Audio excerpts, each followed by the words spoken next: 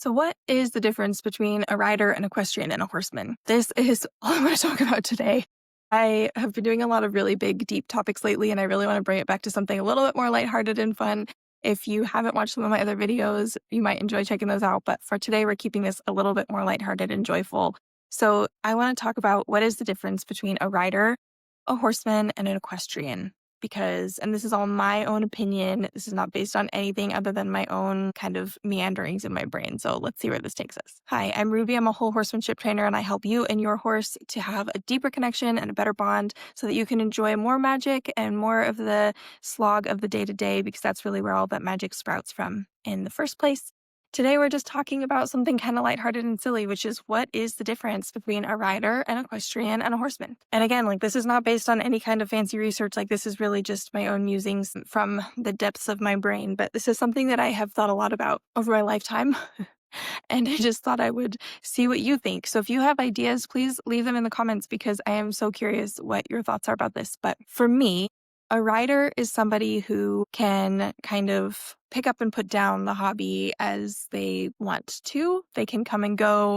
They can, get into horses and enjoy the sport of it. And then they can go play another sport. And then they can come back again and kind of, the weekend horseman, if you will, or somebody who can really just enjoy it for what it is as a sport. And there are a lot of those. I remember several years ago, actually, I was at a horse show, and I'm not a jumper generally, but I was watching this jumping show, just auditing, just to try to learn more about the sport because I was interested at the time. And I was watching a professional rider who shall not be named sitting in the bleachers in front of me.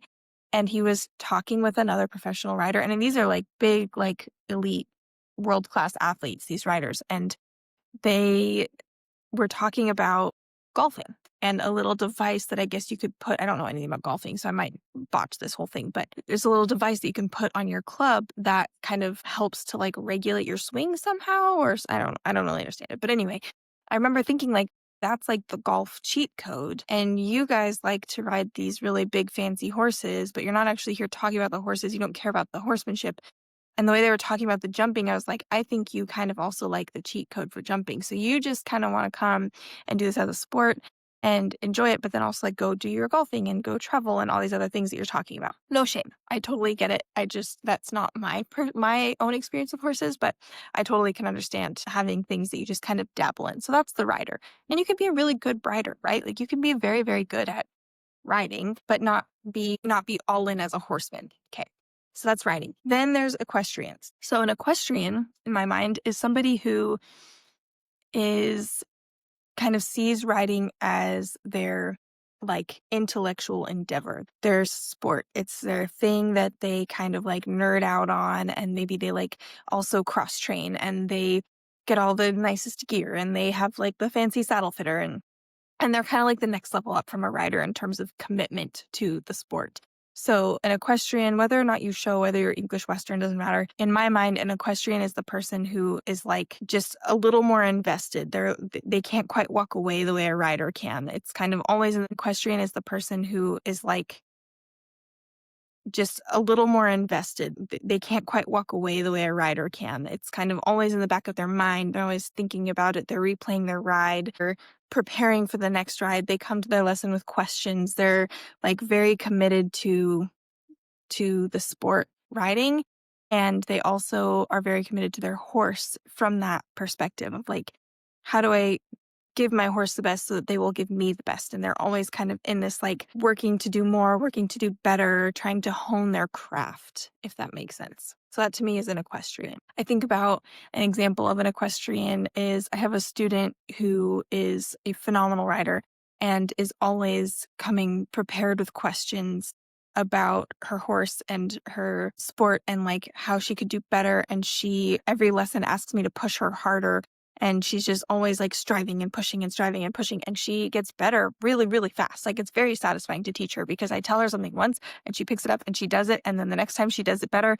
And she just never stops working toward that goal, which is really, really satisfying as an instructor to watch her learn, because it just is it just happens. It just all unfolds very naturally.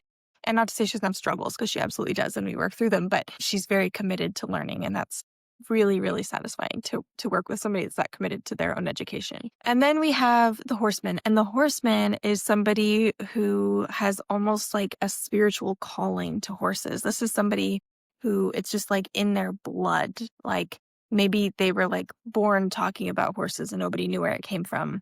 And they're in it not for the sport, but for, or even the craft of riding, but for the like connection with the horse, and almost even like in a selfish way. Like I used to joke, like I like my horses with my oxygen, like if I don't have horses, I start to go a little bit neurotic. And so a horseman is somebody who really always puts the horse first and is always, a very horse centered approach to the craft of riding. But sometimes I think it can also be because they're like, it's like their drug of choice. Like they can't get away from the horses, whether or not they could even ride. Like I've always said my whole life, like if anything ever happened to me, God forbid, and I couldn't ride anymore, as long as I could be around horses, I'd be okay. If I could just do groundwork or even just like be in their presence every day, I'd be all right. And I think that is the mark of a horseman, is somebody who just really like doesn't necessarily care if they care what they learn or what it looks like or how they execute it. They just want to be in the presence of horses all the time, almost to like an addictive level. So I'm curious, which one are you? Would you classify yourself as a rider, an equestrian, or a horseman, and why? What's your feeling about horses and around horse sport? I guess how committed are you?